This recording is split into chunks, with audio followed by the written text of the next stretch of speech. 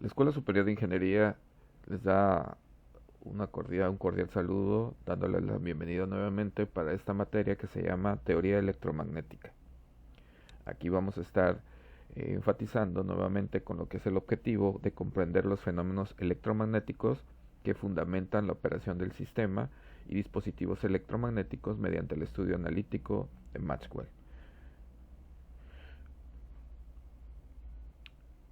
Vamos a tratar de explicar cómo la ley de Ampère relaciona el campo magnético producido por una corriente con su valor, y también vamos a calcular el campo magnético de un cable largo y recto, ya sea delgado o grueso, por la ley de Ampère. Una propiedad fundamental del campo magnético estático es que, a diferencia del campo electrostático, no es un conservador. Un campo conservador es aquel que realiza la misma cantidad de trabajo sobre una partícula que se desplaza entre dos puntos diferentes, sin importar la trayectoria elegida. Los campos magnéticos no tienen esa propiedad. En cambio, existe una relación entre el campo magnético y su fuente y la trayectoria de la corriente eléctrica. Se expresa en términos de la integral, la línea de un B vectorial, y se conoce como ley de Ampère. Esta ley también puede derivarse directamente de la ley de Bois-Sabat. Consideremos ahora esa derivación para el caso especial de un cable lineal infinito. La figura siguiente que mostraremos muestra un plano arbitrario perpendicular a un cable lineal infinito cuya corriente se dirige fuera de la página. Las ideas del campo magnético son circuitos dirigidos en sentido contrario a las agujas del reloj y centrados en un cable. Para empezar, consideremos la integral del valor de ley de Ampère por la derivada de la corriente en trayectorias cerradas de M y N. Observemos que la trayectoria M encierra el cable, mientras que la trayectoria N no. Como las líneas del campo son circulares, es el producto de esta proyección y derivado pasa por la distancia L. El radio de este círculo en particular es R y la proyección va a ser R, que es el radio del ángulo. Veremos a continuación donde explicamos la figura siguiente. Aquí tenemos la figura donde nos muestra el campo o los caminos que tiene y que recorre, en todo caso, la trayectoria de la carga. La corriente de un cable lineal a lo largo se va a dirigir hacia afuera de la página y será la integral del ángulo, y es igual a 2pi y a 0 respectivamente para los trayectos M y N. Entonces, tenemos que el campo magnético o la ley de Ampère está dirigida hacia, ya sea en forma lineal o en forma radial, ya sea por la derivada del ángulo o por la trayectoria que recorre en sentido contrario al lado positivo. Esta extensión es el resultado, el caso general de la ley de Ampère. Ley de Ampère, donde la corriente total que pasa en cualquier superficie abierta, cuyo perímetro es la trayectoria de integración, solo hay que tener en cuenta que las corrientes dentro de la trayectoria de integración se pueden determinar si una corriente específica es positiva o negativa.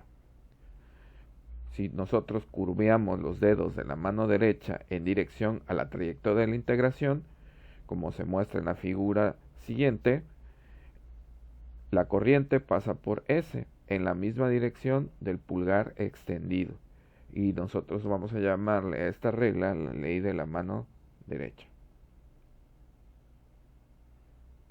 Ley de Ampère. En cualquier campo magnético creado a partir de la corriente, vamos a utilizar los siguientes pasos. 1. Identificar la simetría de la corriente de los cables. 2. Determinar la dirección del campo magnético creado. 3. Elegir un bucle de trayectoria en el campo magnético. 4. Calcular la corriente dentro del bucle. 5. Calcular la integral de la línea. Y 6. Hacer la igualdad para resolver la función. Ejemplo. Usando la ley de Ampère para calcular el campo magnético debido a un cable, hay que utilizar esta ley para calcular debido a una corriente constante, el cable lineal infinito, y así lo mostramos en la figura siguiente. Los posibles componentes del campo magnético debido a la corriente se va a dirigir hacia afuera. La componente radial es cero porque el ángulo entre el campo magnético y la trayectoria del ángulo va a ser un ángulo recto.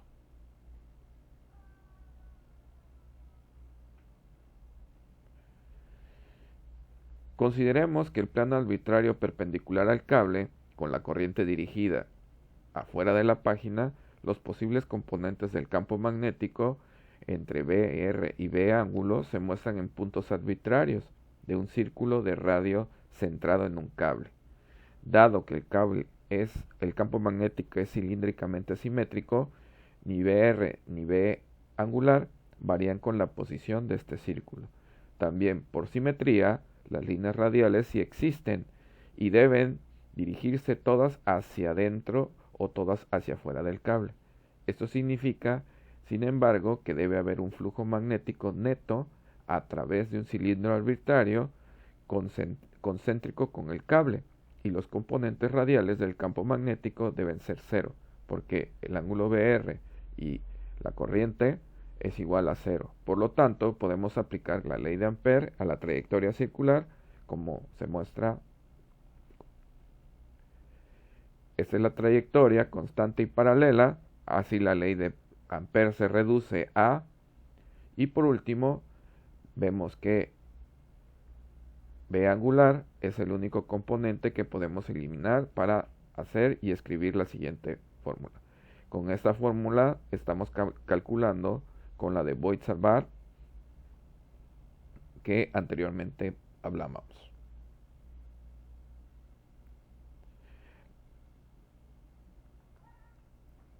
Los resultados muestran que a medida que aumenta la distancia radial dentro del alambre, el campo magnético va a aumentar desde 0 hasta un valor familiar del campo magnético del cable fino. Fuera del cable, y el campo va a disminuir independientemente si se trata de un cable grueso o delgado. Este resultado es similar a cómo se comporta la ley de Gauss para las cargas eléctricas dentro de una distribución uniforme o el volumen de la carga, mientras que la ley de Ampère tiene aquí una distribución uniforme del área de corriente. Además, la caída fuera del cable grueso es similar como cae el campo eléctrico fuera de una distribución de carga lineal, ya que en estos dos casos tienen la misma geometría y ninguno de ellos depende de la configuración de las cargas o corrientes una vez que está fuera de distribución.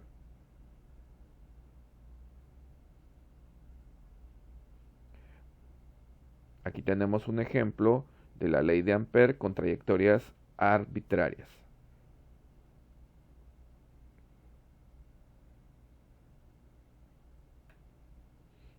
Si todas las corrientes se envolvieran de forma que la misma corriente entrara y saliera del bucle, la corriente neta sería cero y no habría campo magnético. Por eso los cables están muy cerca unos con otros en un campo eléctrico. Las corrientes que fluyen hacia un dispositivo y que se alejan de él en un cable son igual al flujo de corriente total, cero, a través de un bucle de amperaje alrededor de estos cables. Por tanto, no puede haber campos magnéticos disponibles y que porten corriente.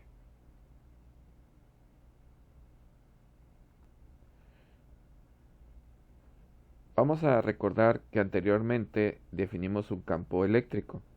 Ahora vamos a calcular el trabajo directamente para hacer que la dirección y la magnitud puedan ser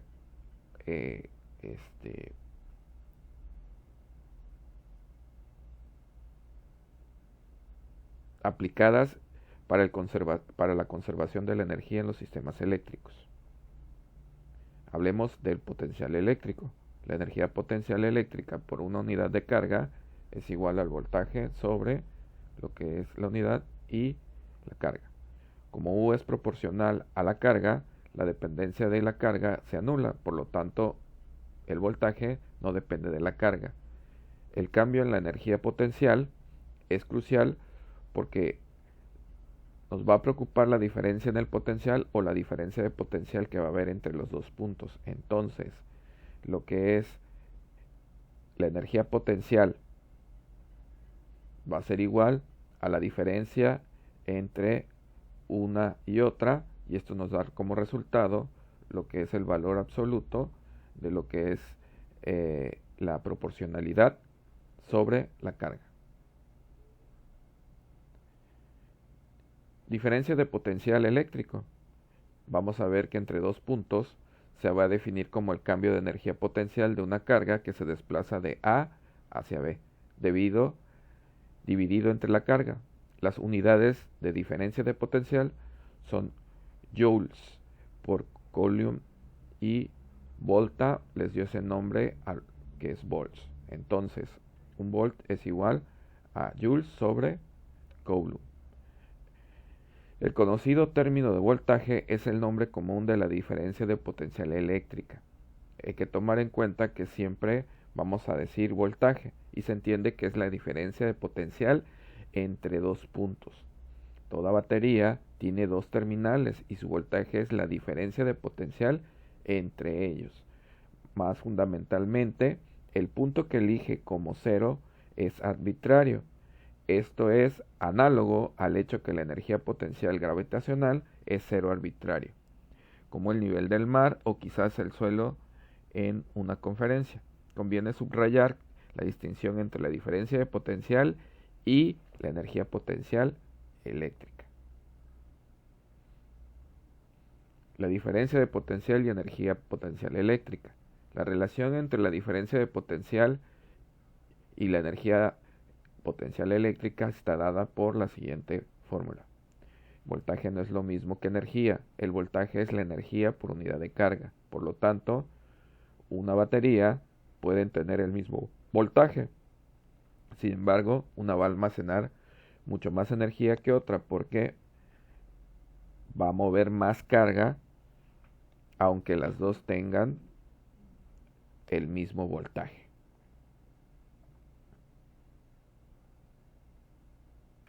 Aquí tenemos un ejemplo para calcular esa energía.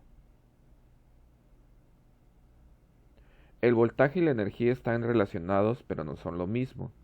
Los voltajes de las baterías son idénticos, pero la energía suministrada a cada una es diferente.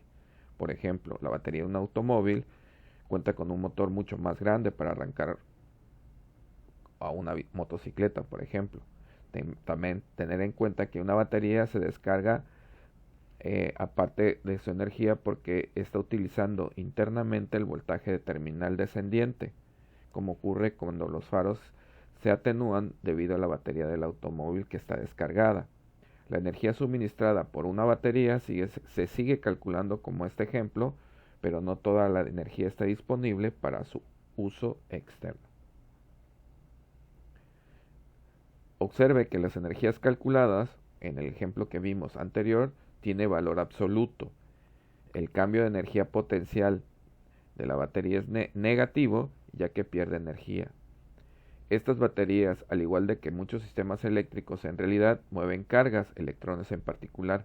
Las baterías repelen esos electrones en sus terminales negativas y a través de cualquier circuito los atraen a terminales positivas, como lo mostramos en la figura siguiente.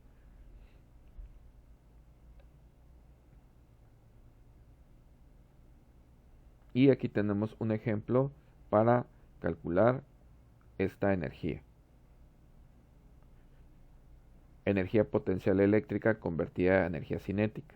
Aquí tenemos otro ejemplo de cómo calcular la velocidad final de un electrón para que nosotros podamos tener una respuesta a esta energía cinética.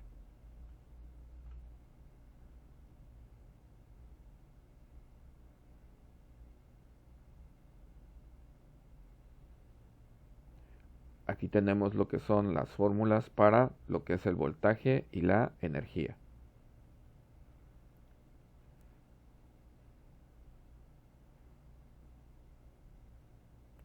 Tenemos otro ejemplo para un voltaje máximo posible entre dos placas.